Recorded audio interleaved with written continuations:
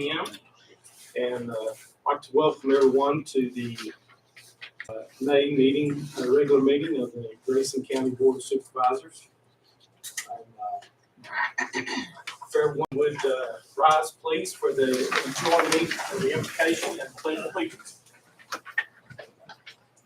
Heavenly Father, we're indeed grateful to be here tonight, dear Lord, and just ask for guidance and good conversation as we try to make good decisions for our communities and for our county.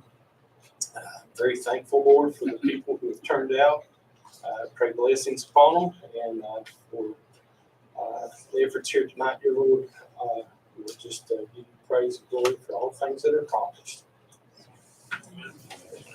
I pledge allegiance to the flag of the United States of America and to the republic for which it stands, one nation, under God, indivisible, with liberty and justice for all. Oh, thank you. You may be seated.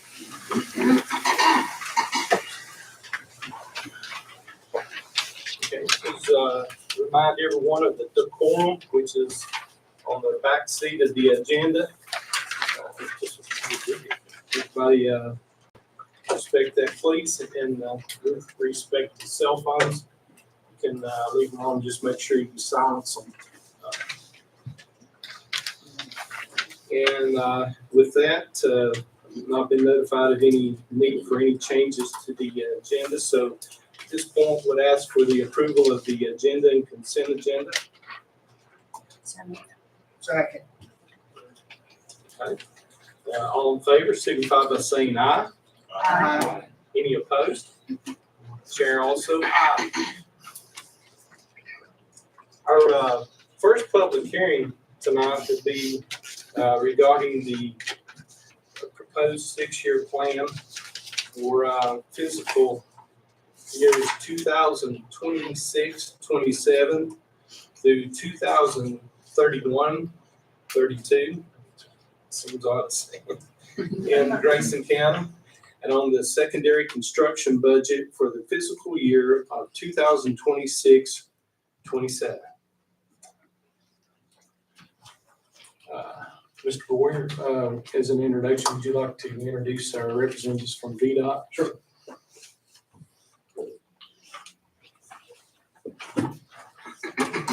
Mr. Schwartz, Mr. Williams, how you doing? Yeah, thanks for coming.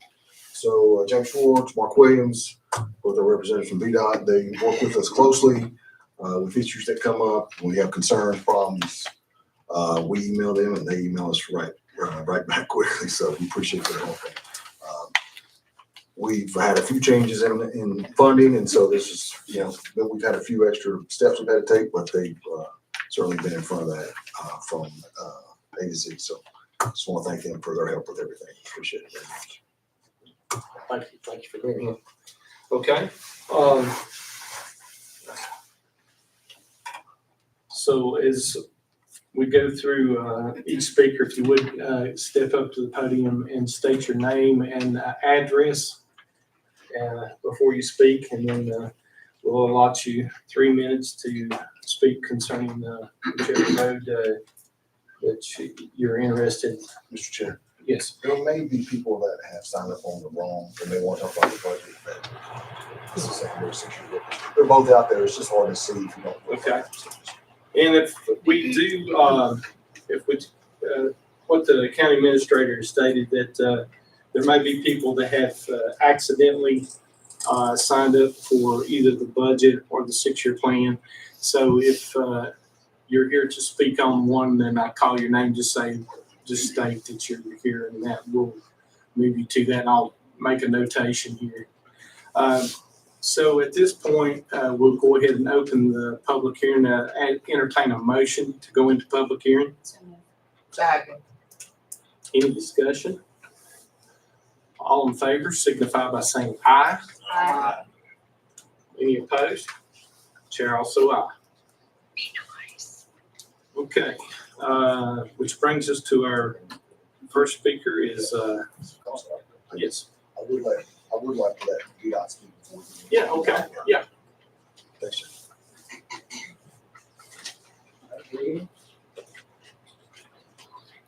as Mr. Warrior said, I'm James Schwartz, Residency Administrator for VDOT. I'll just give you a plan update real quick. Again, we're playing catch up from hurricane, but we're making some headway, so it's starting to look a little better. Just give you a little bit of an update where we're at, projects that are currently under construction right now. We have Route 730 Low Gap Road, Route 636 Beach Grove Road, Route 715 Pleasant Grove Road, Route 713 Beagle Lane, and Route 615 Grouse Hollow. Most of those are in different stages of construction, but for the most part, we have started on most of those. Projects that we currently have in the engineering phase, they should be coming up for construction soon. We have 3 of those. That'll be Route 632 Cold Springs Road, Route 701 Cornerstone, and Route 740 Low Gap Road.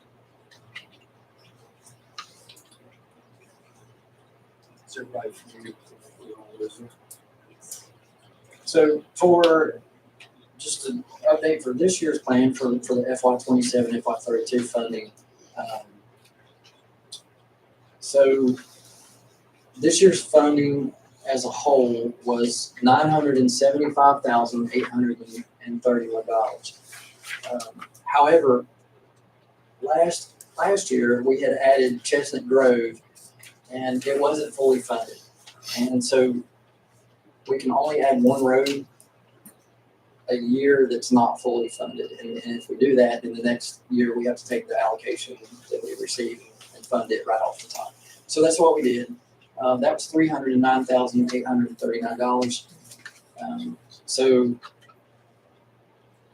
out of the funding, in the funding source, where the funding source comes from, out of the original $975,831, $35,834 was telefeed funding, which is funding that we received for communication lines that are within the right of way. The other funding, which was $939,997, is given by the state for unpaved roads. So I think it was a little bit of an increase from last year, which is a good thing. So, however, after we went ahead and funded Chestnut Grove, that left $665,992 for additional projects this year.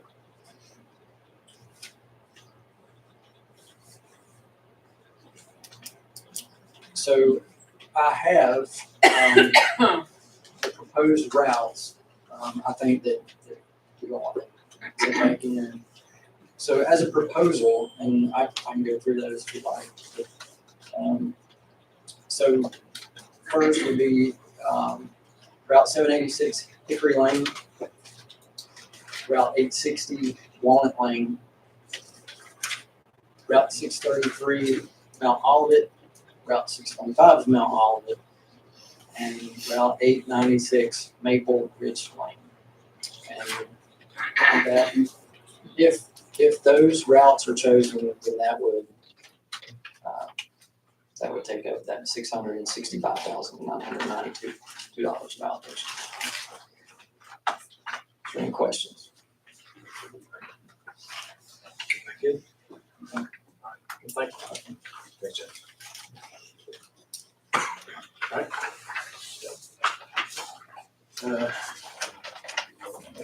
First speaker is Claire Richards.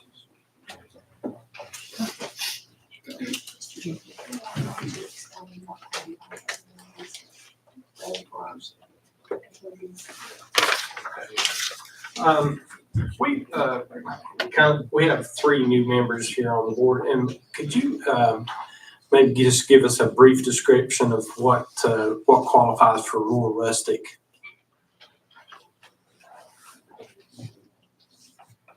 I've had a couple of members that were asking, so.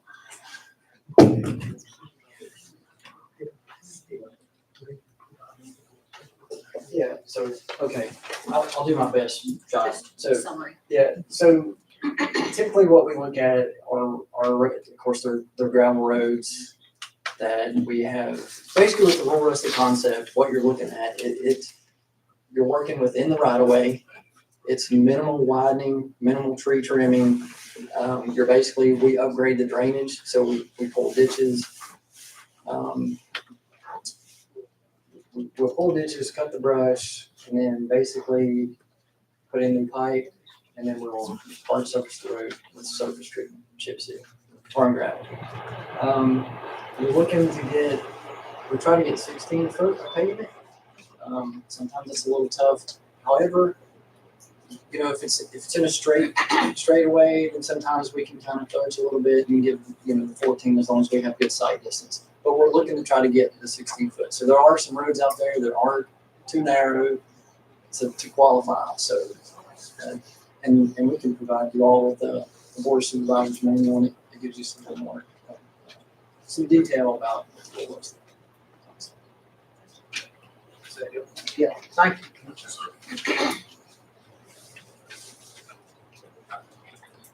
Good evening. First, I'd like to present this to If you will, just, so we'll start the trend right. State your name and your address for us. Clara Richards, 494 Rock Creek Road. And like I said, I'd like to give this to you. Thank you for inviting me here. I wrote to you an email about Rock Creek Road, and you said the 6-year plan would be discussed. Well, we were on a 6-year plan once before, and it was taken off. Rock Creek Road is very hazardous. It's only 11 feet wide at some places, many curves, ups and downs. It's got a great big bank on one side and a big drop off on the other. Little history. It was established in 1900. Back then it was horse and buggy, and there was only a few property owners. Well, it's been subdivided. There are now 14 residences, 3 cattle grazing ranches, and the car was invented. So it's not horse and buggy. It's cars, pickup trucks, delivery trucks, postal trucks, the bus, all daylight, and a local garbage truck once a week. We were here a year and a half ago to discuss some of this. It's very hazardous. You cannot see anything coming or going around these curves. I mean, someone's going to get killed eventually or injured. Last summer, an 80-foot tractor, truck with a container, started up Rock Creek Road, couldn't back down, couldn't turn around, knocked off branches, and when it got below our property, clipped the guy's fence across the street from us, knocking the bracing off it. If we hadn't seen it, he wouldn't have known, and he took care of it. We're not the first ones that have complained about this. It's just grown and absorbed, and many other residents, 5, 10, 15, 20, 25 years or more, they've been asking for it to be upgraded. They use it as a bypass to go from 58 to 21. There's the Grayson Falls. There's the rec center. So the traffic is always going for those. And there's just nothing you can do if you meet something coming. Granted, we got the truck stopped because the quarry opened. And eventually we did find out by talking to politicians and people of authority, there was a special use permit. They could not come out of the quarry and make a left-hand turn and continue down Rock Creek Road. We've since got them to almost completely stop. Once in a while we see a couple, but they're huge tandem dump trucks. If they meet someone, they're liable to somebody go off. Matter of fact, one did go down the road. Yeah. Thank you. Okay. Just get to the stand.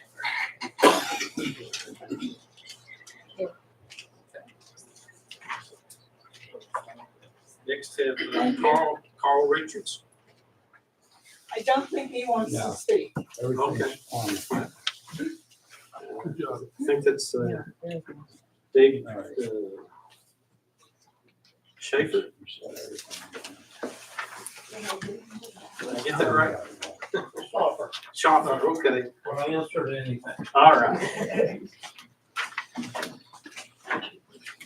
Good evening, my name is David Stoffer. I live at 3456 Old River Lane, Independence. I have owned the property for 22 years and I have been a full-time resident for the last 9. I appreciate the opportunity to speak tonight regarding the condition of Old River Lane and the need for meaningful road improvements. Old River Lane is a beautiful and scenic gravel road, but over the last 5 to 6 years has developed serious problems that are impacting both travel and safety for residents and visitors alike. Several factors have contributed to the deterioration of the road. First, there's been a considerable increase in traffic from local residents, service vehicles, dump trucks, farm equipment, tourists, motorcycles, and ATVs. Second, erosion and water runoff have become major problems. Many culverts are outdated, clogged, and no longer functioning. During heavy rains, water is channeled down the mountainside and across the road surface, gouging out dirt and gravel and creating large potholes that continue to grow deeper and wider over time. As conditions worsen, travel becomes increasingly dangerous. Drivers are forced to swerve and avoid potholes and washout areas, creating hazardous driving. This also adversely affects the wear and tear of our vehicles. We do appreciate the maintenance that VDOT provides.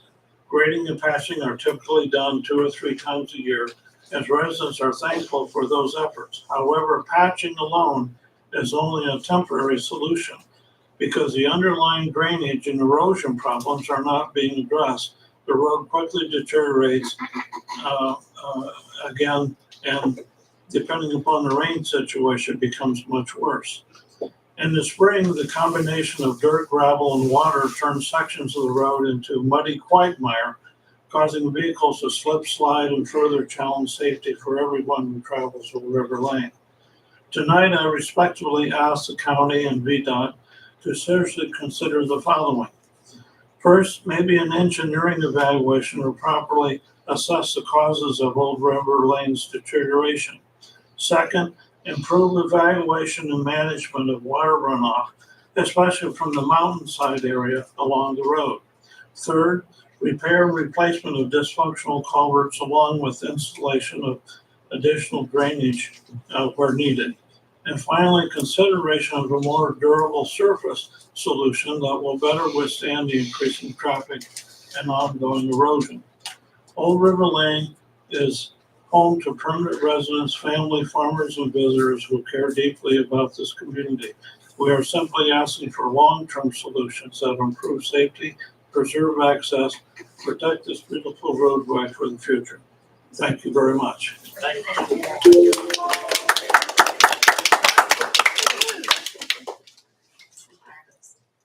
All right, Jeannie Bond Turner. Good evening, Mr. Chairman and members of the Board of Supervisors. My name is Jenny Von Turner. I live at the end of Greystone Terrace, which is also then turns into Old River Lane. So I'm familiar with what he was just talking about. Greystone Road is off Beaver Dam Road, and part of Greystone Road is paved, but we've been waiting a long time for the last 2 miles to be paved. In the 1960s and 1970s, my grandmother, Pressy Hash Reeves, came to the board meetings every year to advocate for road improvements for our area near New River. And her efforts paid off, but the road is not finished. The 10 families that live on the 2 miles of Greystone's unpaved section need and deserve a paved road too. We hope you will schedule the paving in your next road plan. And I would also recommend the improvements outlined about Old River Lane.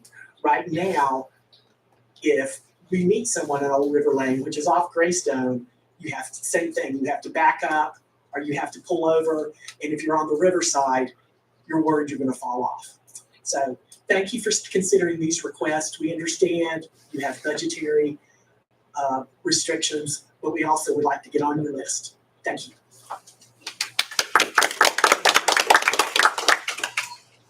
TJ Ilsaucer. Close enough, I'll answer that, yes, sir. I can butcher about any name you do that. Well, believe me, I covered yours, I can. I'd like to thank you all for taking the time to hear me out. I'm gonna agree with a couple of my neighbors here for Old River Lane. My name is TJ Elsesser. I live at 1043 Old River Lane, just 2/10 of a mile from the public boat landing across from the New River Canoe and Campground. Recently, you've been grading the roads and everything is now getting wider where it's taking up the property on the lower side of the road. But my concern is the dust. It'd be nice if we could get some type of air quality measurement for along that road, because now as the summer season's kicking off, you have the commercial traffic through the mail, FedEx, all that. Then you've got the canoers, the tubers, and the kayakers. Now, some of these folks, they come down through that little old gravel road at a right fast clip. Yeah. And there's been some near accidents down in there. But the major problem is there's no posted speed limit. With no posted speed limit, the speed can't be enforced. Now, my home's about 15 feet above the road on the high mountain side. When they come from that boat ramp, either way, there's usually about a 30-foot cloud of dust that comes with them. We have a brand new home. We've owned the property for 20-something years, about almost 25 years. We now have a new home there on that site. We can't even open our windows. Our house, we have to wash it. I mean, the dust, you can run your fingers down the windowsills and it's full of dust. I have COPD and I have trouble breathing. I almost didn't make it up the hill out here. But it would be nice if you could see some way of measuring these people coming in. I've got one neighbor, I know her and her husband do 50 to 55 mile an hour down that gravel road. People have to jump out of the way when they come down the road. They won't slow down. They won't stop. Whatever speed they're doing, you better hope you're on the high side of the road instead of where it drops off into oblivion, down below where the rock slide was at here after Helene. But anyway, those were my concerns. And I believe and agree with these fine folks back here that are kind of expressing the same thing. But a speed limit or pavement is direly needed. Someone is going to get hurt down there on that road. I thank you for your time.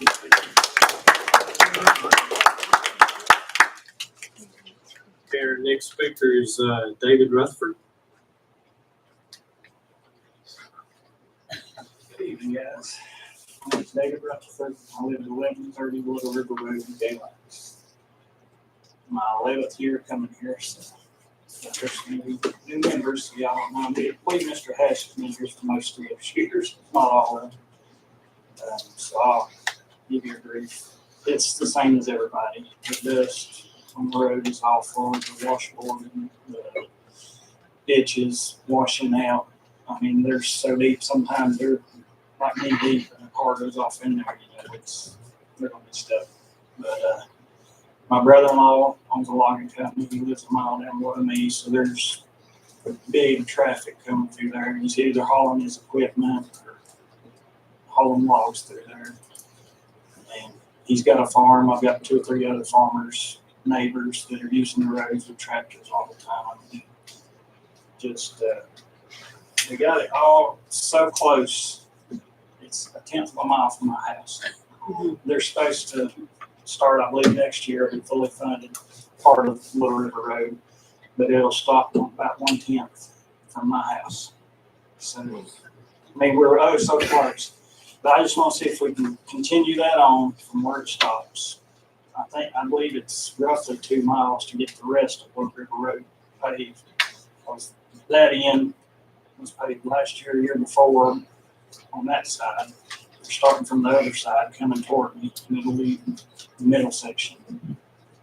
Roughly 2 miles, but if you can get me as much as you can down through there, I'd really appreciate it. Thanks, guys.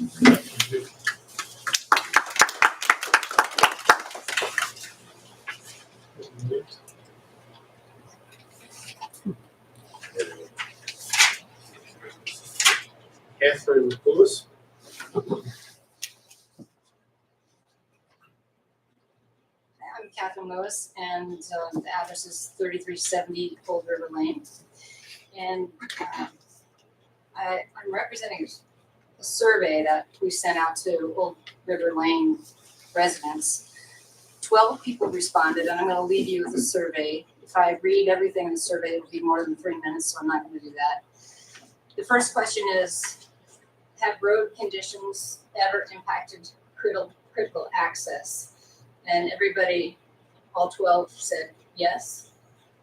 Medical professional access, emergency vehicle access, getting to Sparta ER access, and emergency vet access. The question, which approach to addressing Old River Lane road issues do you believe is most cost effective over time? And the answer was investing in culverts, drainage, and base stabilization, which would be required for any paving. The question, from VDOT, are there specific locations that present a high risk of failure? Snake Pit Rock area, there's a particular area around the corner towards Independence, where the big farmhouse is past Dan James. The culvert and road need to be fixed in order to avoid washout there. And then there's a low point for Jones Old Farmhouse.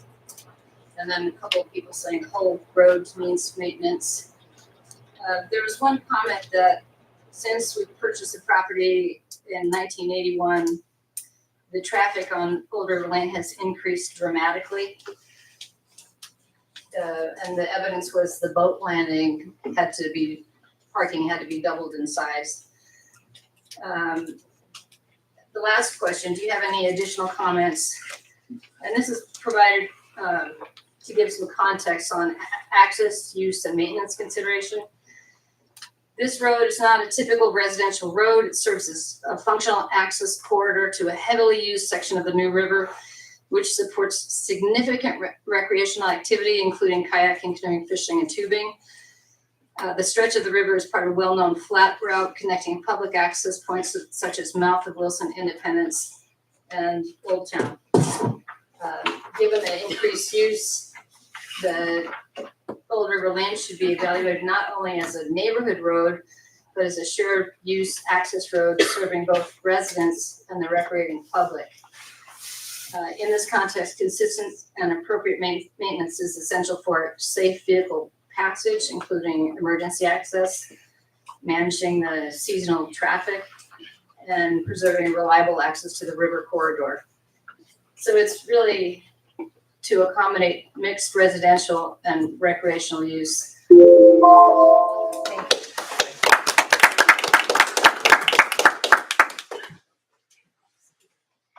The next speaker is Paul Jarmel. Close enough. All right. That'll get you up here. Hi, I don't have any. I'm just going to talk. My name is Paul Jarmel. I also live at 3370 Old River Lane. I purchased it way back when Appalachian Power was going to put in a big dam. I don't know if you remember about 1980s. And we've been coming up here ever since. And somebody had mentioned the traffic. It is just skyrocketing, especially in the summer. And starting probably this next holiday weekend, there's going to be tons of people. Campground, luckily they were able to reopen after the hurricane. You're going to be packed. We're going to probably have people stop at the property asking to get out or maybe they need help, maybe they need EM. And with the road the way it is, if we get any sort of a rainfall at all, it's impassable. There's no ditches anymore. There's no place for the water to go. So it goes over the road, and guess what? It erodes the road, and this becomes pretty much not passable. Luckily, my wife has an all-wheel drive. I have a four-wheel drive truck, and I've used it, four-wheel drive, on what should be a main dirt road, providing access to recreation, which provides money to Grayson County. And we want to continue to do that.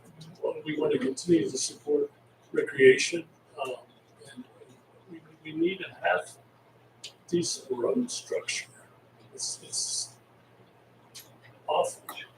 We have washouts. We had one out that long ago. It basically washed out through. We had to go up over the hill. Luckily, again, all-wheel drive or four-wheel drive. We didn't have any issues. But does everybody have that? No. So we really need your help. Thank you.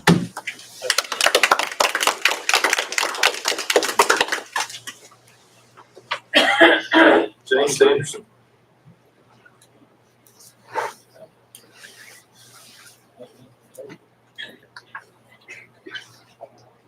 Good evening. James Anderson, 1767 Riverside Drive. May be in the wrong segment of your program, as all the discussion has been about undeveloped roads. I have some comments about a road that was developed long ago and is needing some help. You guys tell me if that fits this forum or if we need to move that to public comment. What's your all's choice? I'd say go ahead. Since we have VDOT, that's Okay. easier. You probably. That's kind of the thoughts of you guys. Route 274, Riverside Drive from 58 back to 94. We recently got upgraded. We got 2 new culverts. Rougher now than they were before they were replaced. It's a joke. It really is. My father retired from VDOT after 37 years. I know a little bit about this. It's a joke. We've recently got new paint on the white sidelines. Unfortunately, part of it's in the yard and the underlying substructure because there's no pavement to hold the paint up. Literally, the section of painted line beside my house is on the layer below the pavement. Would really appreciate knowing what the plan is, if there is a plan, what we can look forward to. I've lived at the residence or owned the property for almost 25 years. Been there on the property for almost 24.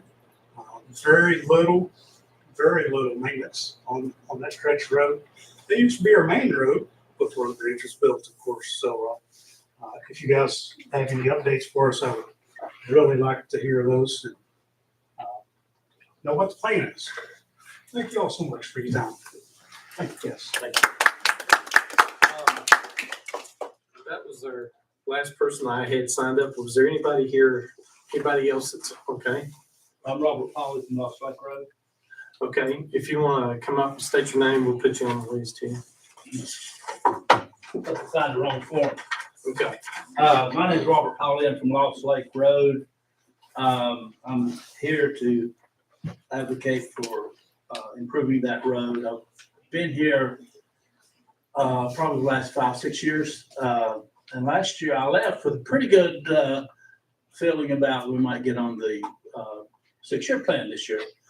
I even received a call a week after the meeting from the county that pretty well assured me we'd be on the 6-year plan. But I did read in the paper where the money's been spent somewhere else before this public meeting. In last month's meeting that you guys had, you voted 2 other roads in. So I just wonder what happened with Lost Lake Road. is it going to be on the plan, or is that something that it's going to be left? We can't make comment back, but Yeah. we'll, Well, I'd like for you to meet about it and talk about it, because it was pretty, I mean, I had a pretty good feeling last, at the meeting. And then I received a call from the courthouse, that pretty well assured me that we'd be on the plan. And needless to say, I was a little bit disappointed when I read in the paper that the money's already been spent on something else before the public meeting. That's all I have to say. I believe I saw someone else had their hand up. Yeah. They'll just come up and state your name and the road and we'll. Hey, you guys, thank you so much for having me tonight. My name is Robin Bartlett Vault, and I am here reading a letter from my grandmother, Eula Mae Bartlett.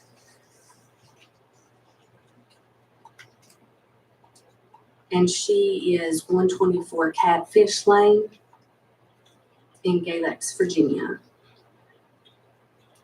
It says, I'm a 91-year-old widow and moved to 124 Catfish Lane, Galax, Virginia, the first week of January 1960.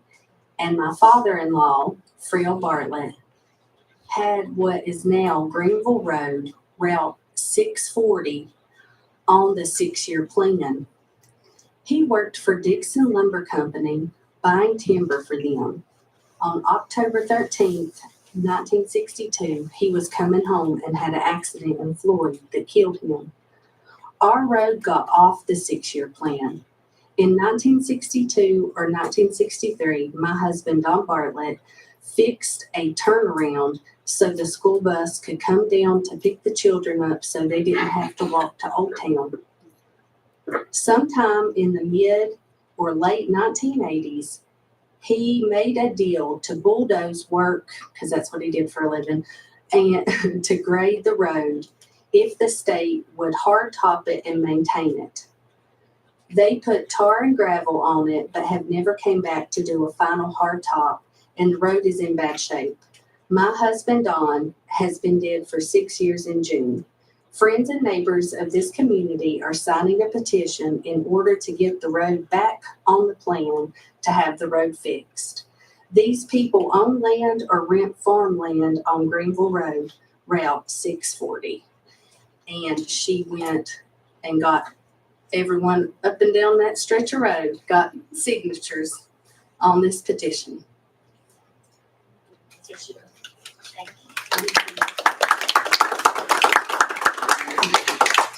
Okay, is there anybody else? I don't want to miss nobody. Okay. All right. Thank you. I guess while we do have VDOTs here, I have received several complaints about the condition of Route 274, especially since the lane come through a lot of sunken spots, and it seems like the road's being undermined. And I know y'all have a maintenance plan that if wouldn't mind maybe having some engineers or someone just checking it and get an opinion, especially coming up what we refer to as Jones Hill. That's just before you get to the intersection with Pine Mountain Road if you're going down Route 274. There's some places there that seems like the road's being undermined and potentially have a cave in, kind of like out here on Route 21. There was one a couple of years ago, just on past that, what's near Leonard's farm, that the road washed out. You could, during a storm, you could put 4 or 5 cars in it. Y'all worked hard to replace it, but it is getting in pretty bad shape, and it is a main route for a lot of the high school students that live down in Providence and Freeze area. They travel that road daily, and a lot of logging trucks and stuff that use it. But anyway, anyone else have any? I would like to ask y'all, just for clarification, what are your standards for dust control and grading and stuff like that per regulations by, I know you got to answer half a dozen different regulations from EPA and DEQ and all that. So what are your, do you know what, you understand what I'm trying to ask you? I know you spray salt in the wintertime for the snow before, but what about in the summertime to hold the dust down? So we put chloride on the road in the summertime. Typically what we do is, we're trying to watch weather. If it's gonna rain, then we'll wait on that, right? But when we start receiving those calls, then we'll try to go out and apply some dust control. And we do that in front of the homes. As far as the grading goes, it's kind of the same way, but you're looking for the weather to be able to grade roads. So you want moisture. And so when we start receiving those calls, then we'll start. But we also, if we have, the weather that we need, then we're kind of on a cycle, and we try to kind of rotate. Can I ask, what is, you say chloride? Chloride. Chloride? Is that something that an individual can purchase and apply themselves without getting in trouble with EPA? Well, I would ask you not to apply it to the road, because I don't want you to put too much, because it can essentially cause problems if it gets too much. Is it just same thing, bleach? No, it's sodium, so it's kind of like salt. I don't know what it is. It's calcium chloride, I'm sorry. Yes. So, it's kind of an old.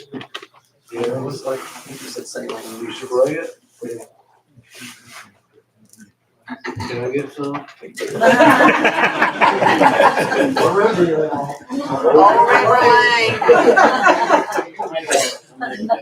But and honestly, if folks call in and they create a work order, then our guys start to see that, and we try to schedule that. But again, we do look for weather, so we don't want to be wasteful with material. So if the forecast says, hey, it's going to rain in 2 days, then we try not to. We try to hold off if we can. Okay. Can I switch with you, Bud? James, who do I need to direct residents to when they have questions regarding animal crossing signs or trucks entering signs? I've had unfortunately a recent event where I was going to check some cows, and the gentleman has to cross the road to get his cows from their rotational system to where we work them. And kind of unfortunate accident. And there's no signage. It is a paved road. It's Peaks Mountain in Piper's Gap. And if there's no posted speed limit on a paved road, am I to understand it's 55? Correct. 35. Okay. So paved is statutory 55 and unpaved 35. Is there, would it, for cases like that, would it be simpler to ask for signage and then maybe proceed with a speed limit reduction study? Yes. So you can contact our office. You can do that through a work order. So you can contact the VDOT website. Mm-hmm. Or you can contact us through Mr. Boyer. Obviously email us. And then it's usually Mark. Does those reviews. Mm-hmm. So just review it. And you all just review them in order, basically you have to do them in order of appearance. Thank you. Any other questions from the board?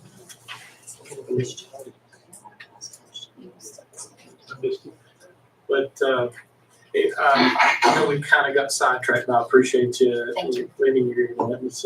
But I felt I had enough comments made on the condition of that route that it warranted speaking with you tonight. Okay. If there's no other speakers, then we'll go ahead and come out of. I'm sorry. I have one more thing. Okay.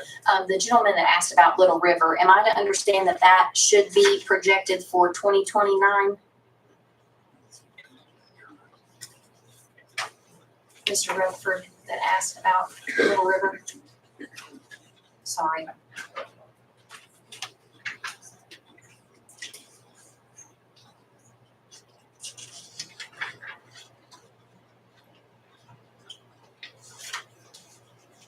So, it looks like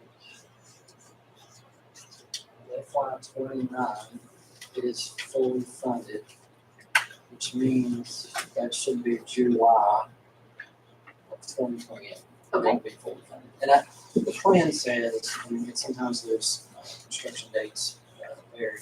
It says construction January 27th, 28. But it's fully funded in July, so that would probably. Thank you.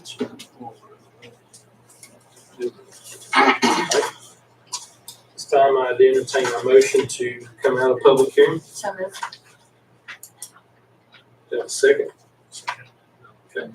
All in favor, signify by saying aye. Aye. Any opposed? Chair also aye. Which brings us to the road resolutions.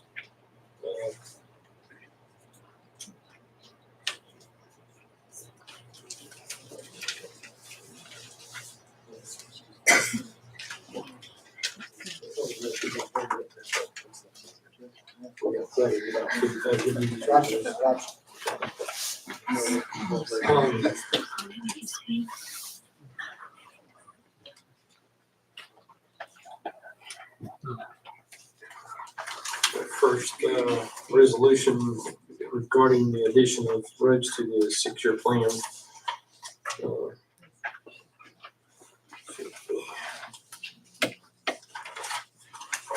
First one will be Maple Ridge Lane. Mr. Chair, first one is, first resolution's just in support of Virginia Department of Transportation Secondary 6-year road plan. And then you jump to Maple Ridge Lane. So the first one is just effectively saying, yep, we're gonna keep moving forward with secondary 6-year road. We support what VDOT's doing. I don't know if you need me to read it, but. No, and I don't know if you want to just do them all as individually. Okay. The first one is Maple Ridge Lane.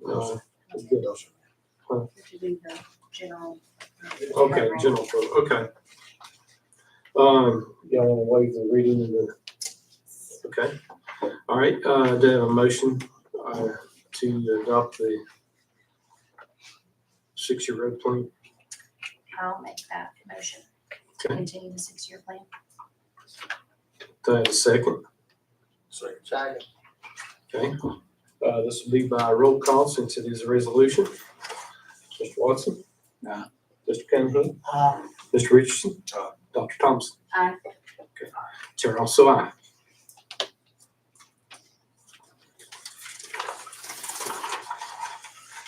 Now brings us to our first read. Maple Ridge Lane. Be pleasure of the board to waive the reading of the resolution. Okay. Chair entertain a motion to adopt the first resolution, Maple Ridge Lane. So moved. Second. Okay. This will be by roll call. Mr. Watson? Mr. Cunningham? Mr. Richardson? Dr. Thompson? Aye. Chair also aye. Okay, next one. The 4 or 5 miles of Mount Ogg Road 625. Do I have a motion to adopt the resolution? So moved. Second. This is by roll call. Mr. Watson? Mr. Cunningham? Mr. Richardson? Dr. Thompson? Aye. Chair also aye.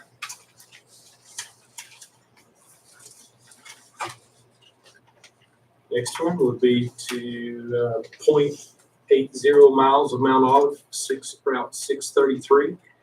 Do I have a motion to adopt the resolution? So moved. Second. Okay. This will also be by roll call. Mr. Watson? Mr. Cunningham? Mr. Richardson?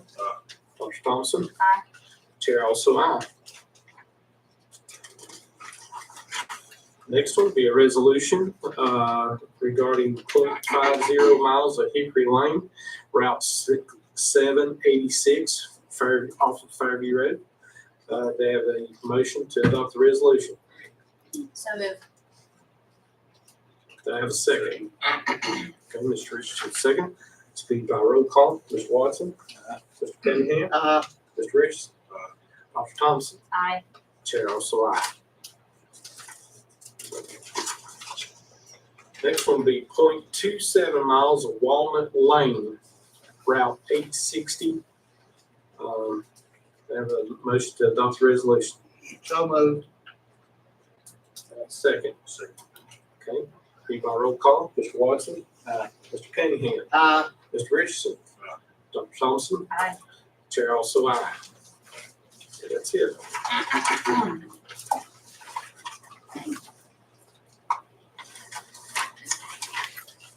Okay, next we will be having,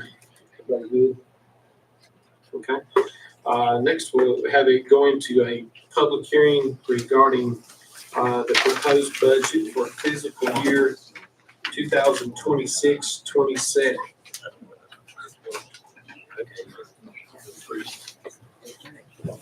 Do I have a motion to go into public hearing for that purpose? So moved. All in favor, signify by saying aye. We're now in public hearing. So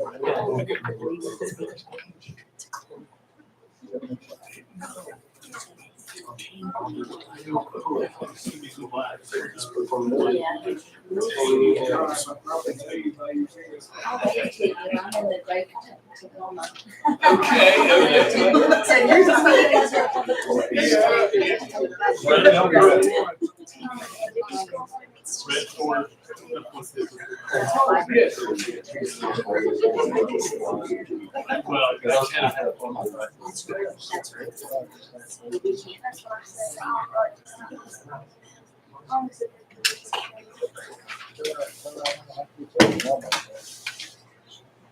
Okay, we are in public hearing, and staff have any comments prior to?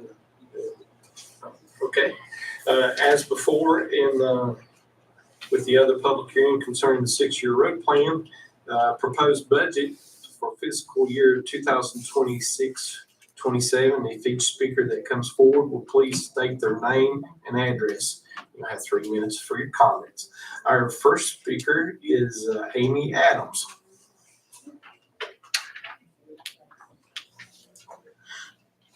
Good evening. I'm Amy Adams. I'm the director with Grayson Regional Library. Our main headquarters are here in Independence. I know we submitted our budget requests a while ago, but I came to ask for an amendment for our budget. Actually ask for less. We did rework our budget, so we were able to make up a little difference. Our problem is maintaining our staff. Because of minimum wage increases and COLA insurance increases, we're having a hard time maintaining our staff at the level that we would like without cutting hours or cutting services. We do receive state funding, but because of budget constraints, we're not allowed to use those for payroll, but they're very specific on things that we have to use them for.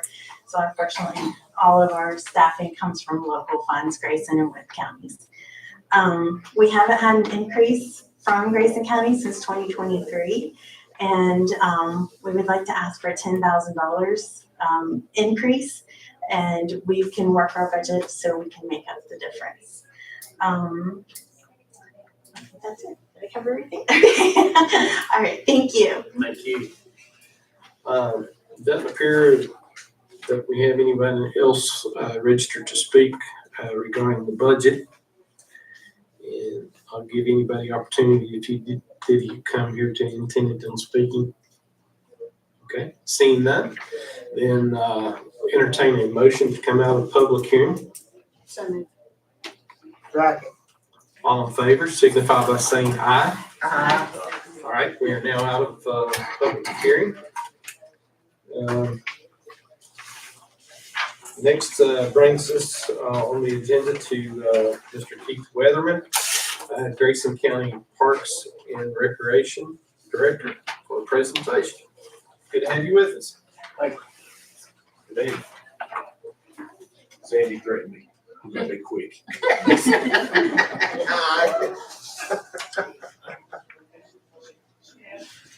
So, thank y'all for having me up. It's been a while since I've been up, and we've done quite a few things since then.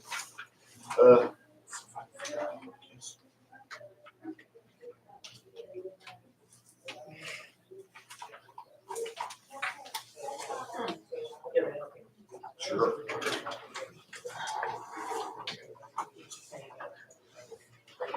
Okay, thanks. Just a little overview. Big on me. 11 baseball teams this year, 10 softball teams, which equates to 226 youth athletes, volunteer coaches. Our high school teams, we have 6 high school teams using the park. They've got the district tournament game going on now. That'll be Friday, Monday, and Tuesday. Our regular season games, we play with Galax, Carroll, we have Fort Chisel, Bland, Roy Tree, and a new league that we've started is Beyond Limits. And well, we've never done this before, and I assume that nobody in our area is doing it because we're getting kids from Allegheny County, Carroll County, Galax, and I've had some calls from Witt County. Right now, we're at about 15 participants, and their abilities range. We've had over 40 volunteers for it, so it's growing, and there's a need. We did basketball for about a month and a half, and then we're getting ready to start with our baseball, t-ball type things, and then we'll do some stuff at the pool too.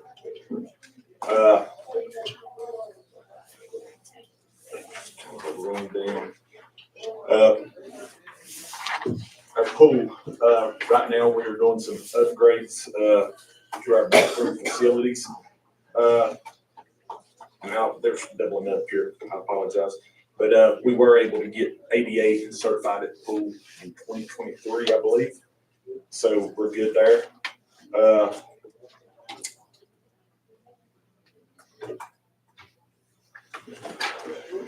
Like I said, bathroom renovation's up and going now. Last year we had over 60 scheduled pool parties. The original plan was pool parties would be on Fridays, Saturdays, and Sunday evenings. Now it's Monday, Wednesday, Friday, Saturday, Sunday, and then we do family swim on Tuesdays and Thursdays. So far we're up to 16 pool parties, so if you haven't scheduled yours yet, you better hurry. Fields 1 and 2. I know we're probably, 40 years late on ADA compliance, but our fields at 1 and 2 are ADA compliant now. The whole park is good to go. Appreciate Alan with the county maintenance. He was a big help on that project. July 3rd concert. This makes our 4th year doing it. First 3 years, kind of a small community event, local bands. We decided that for the 250th celebration, we was going to go a little bit bigger. Our goal was to raise $30,000. We've raised 20 so far, but we got 2 local bands and 1 band out of Whitful and 1 out of somewhere in South Carolina. Hopefully, a pretty big to do. And fireworks at the end of the night. The Falls project. Steve helped us with this a few years ago, and the parking lot used to be just rough, if you can remember. So what we did was we went in, had it graded, put some gravel down, then did some landscaping. The falls get used constantly, whether it's a tourism thing. There's somebody at them picnic tables all the time, and I live about 100 yards from them. There's somebody there all the time. So that's on the bathroom. Looking ahead, expanding on our programs, which the one program that we're really trying to expand on now is our Beyond Limits, and I think it's going it's gonna go gangbusters. I mean, if we get 50 kids, it's still low on the numbers. And the parents of the kids that we've been doing this for, very excited, because they had never had an opportunity to do anything. Our facility enhancements, we're trying to make everything better all the time.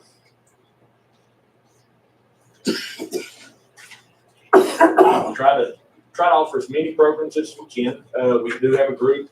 Right now, our senior programs are, I hate to say single programs, but we do have the pickleball group that comes up Mondays, Wednesdays, and Fridays, and that seems to be growing. And people are coming using the pickleball courts outside of that group pretty often. Try to keep our facilities as safe as we can, and just good community experience. That's about all I got. Was that fast enough, Sam? Do y'all have any questions for me?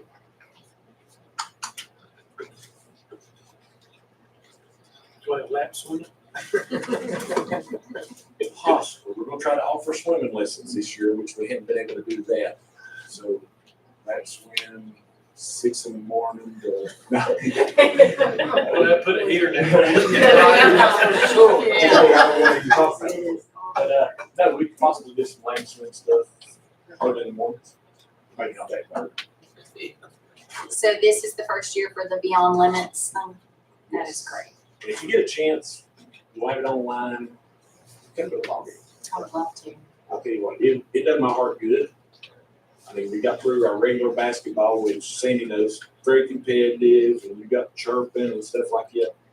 And then I'll sit and see a 8-year-old little girl in a wheelchair that would make a thing so she can bounce the basketball, and she's excited about it. It's great. Where do you post your schedule? Facebook. Appreciate having me.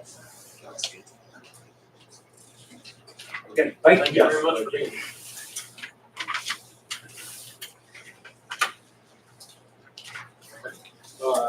Appears that we do not have any registered speakers, so is there anybody signed up for public comment?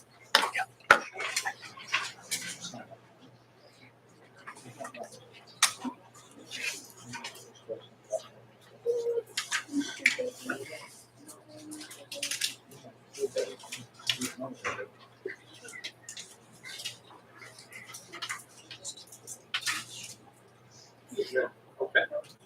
All right, next item on the agenda would be old business, Jeremy Hall Bridge ceremony update. Yeah, so I met with Ms. Hall, talked to her about what we've, how the process took place.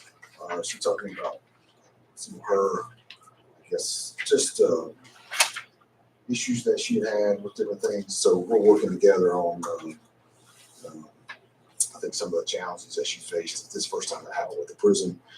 And but she asked us to provide 2 or 3 dates. She's working in a different area right now, and so she asked us to provide 2 or 3 dates that the board would be available. So we just have to kind of lock in a couple of dates that she can come down and we can present, have the ceremony. So we want to do this at a board meeting. Do you want to do it? We can't. Probably work best if just let Linda send us out some dates and then everybody reply back and We'll work with her. work with that. Okay, that's great. Okay. I see a lot of familiar faces from around the county. Folks I've worked with in the past, and it's really good to see. This is exciting point in our agenda is a proclamation for EMS Week. So, Mr. Chair, if you allow me to read the proclamation in support, you okay with that? Yes, sir. Okay. And then I'll turn it over to you if somebody wants to speak, they can. But Grayson County Board of Supervisors, Commonwealth of Virginia proclamation in support and recognition of National Emergency Medical Services Week. We designate the week of May 17th to 23rd, 2026 as Emergency Medical Services Week. Whereas emergency medical services are a vital public service to the citizens and visitors of Grayson County. Whereas the members of emergency medical services teams are ready to provide life-saving care to those in need 24 hours a day, 7 days a week. Whereas access to quality emergency care dramatically improves the survival and recovery rate of those who experience sudden illness or injury, whereas emergency medical service fills healthcare gaps by providing important out-of-hospital care, including preventive medicine, follow-up care, and access to telemedicine. Whereas the emergency medical services system consists of first responders, emergency medical technicians, paramedics, emergency medical dispatchers, firefighters, police officers, educators, administrators, pre-hospital nurses, emergency physicians, trained members of the public, and other out-of-hospital medical care providers. Whereas the members of emergency medical services teams, whether career or volunteer, engage in thousands of hours of specialized training and continuing education to enhance their life-saving skills. Whereas it is appropriate to recognize the value and accomplishments of emergency medical services providers by designating Emergency Medical Services Week. Now therefore be it resolved that the Grayson County Board of Supervisors hereby proclaims the week of May 17th through 23rd, 2026 as National EMS Week, and encourages all citizens to recognize the members of our emergency services organizations for the critical work they do providing emergency medical services to our communities. The 52nd anniversary of EMS Week theme is EMS Week, Improving Others' Outcome. Adopted this 14th day of May 2026 in Grayson County, Virginia. Signed, Mike Ash and Stephen Boyer. No action, sir. But I spent all my adult career working life in law enforcement and with the Grayson County Sheriff's Office, and I worked shifts, and either people were called out for accidents or they were calls to their homes, both fire and rescue, and it's just it's no doubt that you guys are the heartbeat of our communities, and I know there's a lot of hours and of training and dedication that it takes, and it's a big task and undertaking, you know, what y'all have dedicated and given to our communities, and I just want to say from the bottom of my heart, I really appreciate every one of you, and thank you for all that you do. It means a lot. And if any of the board members say anything. I know this may be a big undertaking. I don't know how we can shift and do it, but can all you guys come up here and maybe somebody stand back there? You're pretty fleet-footed, or somebody that can get a picture. I'd like to get a picture of everybody. But it is really good to see some of these faces here that got to be with them through the years. We'll stand up behind them here.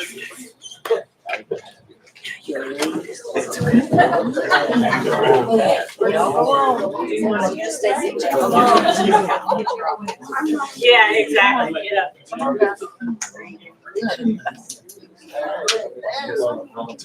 so sorry. Let me get out of the way. I said, we'll come back here. You all got up there.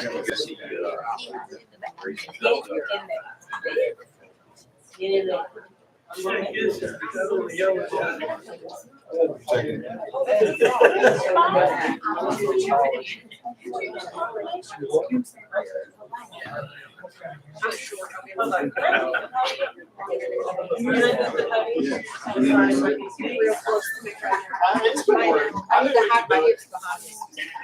You got everybody stay?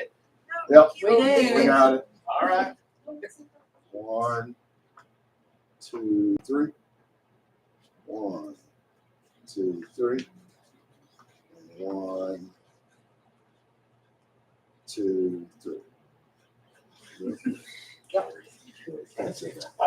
Last night, me and my wife, we took a ride to the west end of the county. She hates to ride around the county with me because I'll say, you know, well, over here's where a car went off, or here's where this happened. It's always some kind of gloomy story. She said, you don't have much of a life, did you?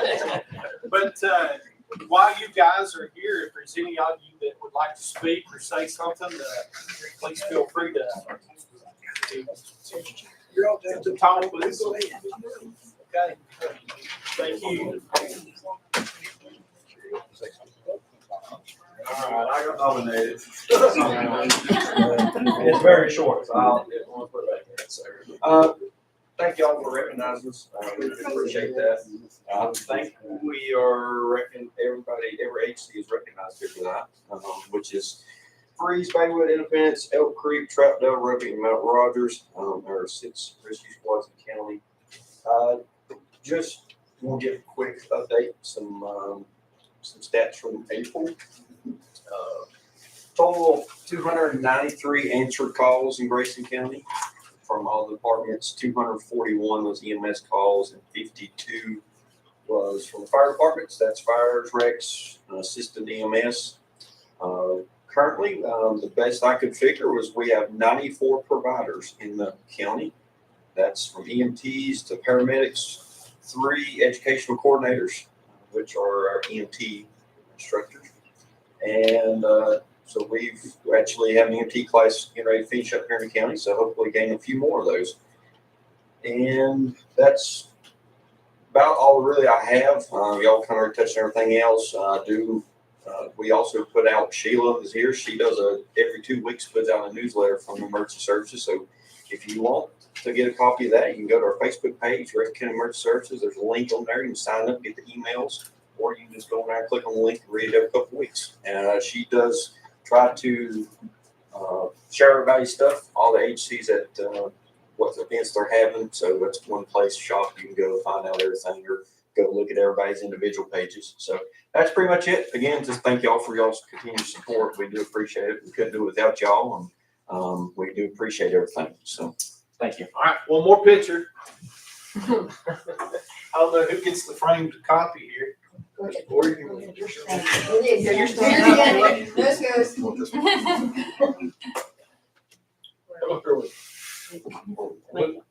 Get there behind Mr. Watson. I'm sorry. I won't be in one. Okay, we can. That'd be good. Oh, you're going back. Yeah. I'm confused. Where are you going? Oh, do you miss this? Yes. Oh. Y'all stand up again. This is. Yeah, you come up here, I'll be presenting to you. Oh. Yeah. Because you're leaving. Leaving, that's not even this, leak. If you can go to the side. Oh, There you go. She's tall. No, you're really tall too. You can't be that far out. You You can't get in the front. I mean, young lady does. But you can squeeze in a little bit. Trust me, they don't need to see my ugly. You can sit down and you'll get the same amount of duties. Sit down. Yeah. Yeah. There you Look, go. you're in the market order. Yeah. 1, 2, 3. 1, 2, 3. Yeah. Since I retired, a lot of y'all are in my tails, I tell you. All right. Who gets this?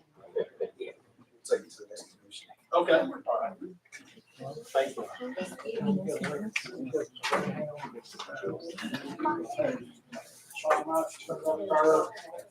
I'm with Mount Rogers Fire and Rescue, and I'd like to invite everyone to come up Sunday to our Ramp Festival, please. So it's supposed to be a beautiful day, so everybody come up, just have some chicken and green beans, fried potatoes and ramps. Friday. Sunday. Sunday. How did I do that? Sunday. Sunday. It starts at 11 a.m.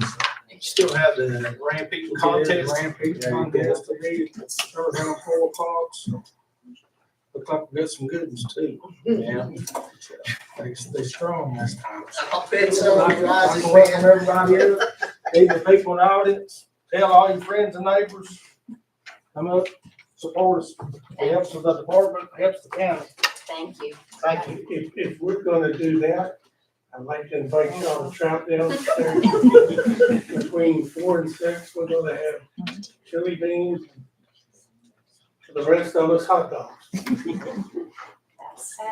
you check out the newsletter, we have probably events from almost every agency over the next 4 to 5 weeks. There's a lot to participate in. And I promise you, we will have some money. Then. All right. Sounds good. All right. We'll get back out of here then. Next is board appointments.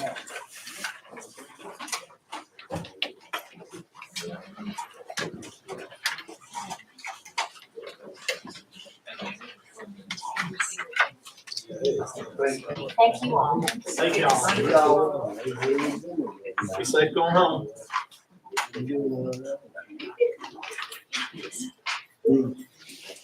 Okay,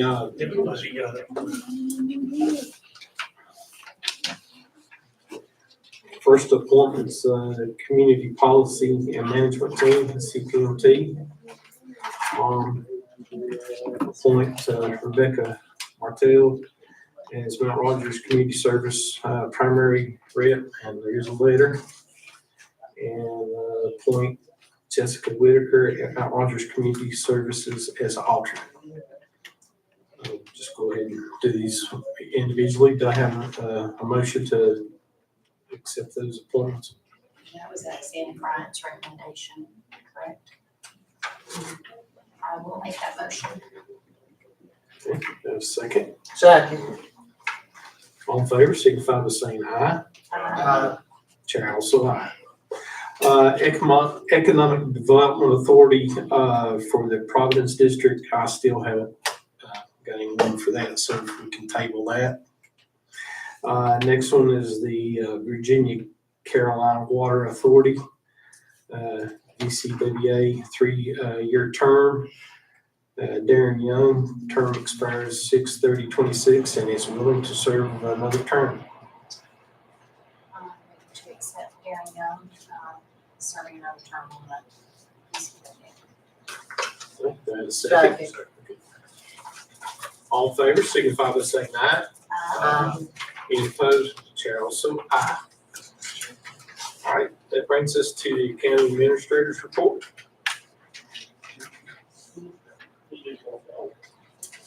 Sorry about that. Fine.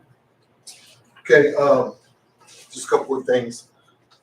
Flatbridge Community Center, if you don't know, was invited as now part of the Crooked Road. Nice honor for them. The burning ban is no longer in effect, however, we are asking people not to burn because we have a drought warning DEQ sent out a notice today. Large item pickup still going on next Friday, May 18th. It's the next pickup. Oh, I'm sorry. Next Friday. Next Friday, May 18th. Yeah, May 18th. That's our next one. It's part of Carsonville, East 89. East 89. Yeah. The date's not correct. It's not? No, that's supposed to. It's supposed to start, the pickup for that Friday route will be on Monday. They start Yeah, picking up. Monday. That's right. I'm sorry. Okay. Got it. Sorry. Twin County Chamber asked me to remind you all, put on your calendars, August 8th is Poor Man's Dinner. So if you have time to down for Poor Man's Dinner on August 8th, that's a day like remember that's kind of fun. We do have a data center informational. Where's that?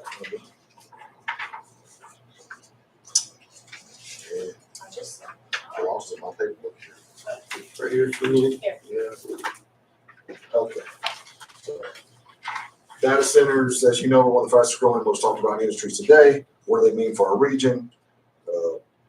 There's a spring investor event that's put on by our Mount Rogers Regional Partnership. And so we have to register, but you are welcome to, Linda can register you and get you signed up if you're interested in sign up for that. Questions? So, Is that go somewhere to a meeting or is that a Zoom meeting? Like, did I miss that? It's on the second page. The flyer. Oh, okay, all right, there we go.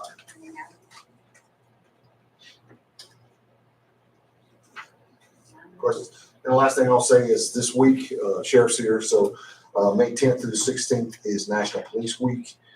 May 15th, which is tomorrow, is the Peace Officer Memorial Day.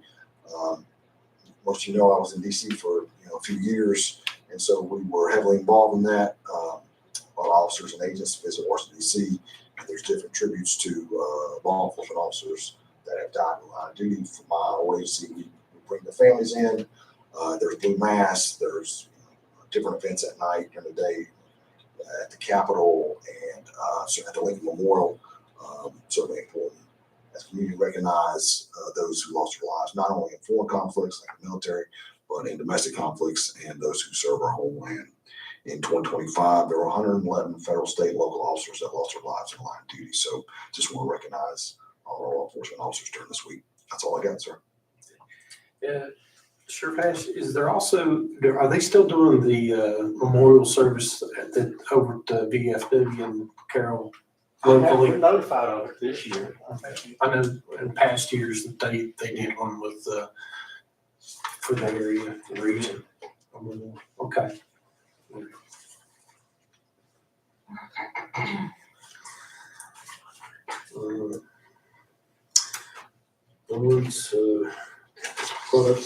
Board of Supervisors regarding any emergencies or anything, so no closed session. At this time, entertain a motion to adjourn. So moved. Second. All in favor, signify by saying aye. Aye. Chair also aye.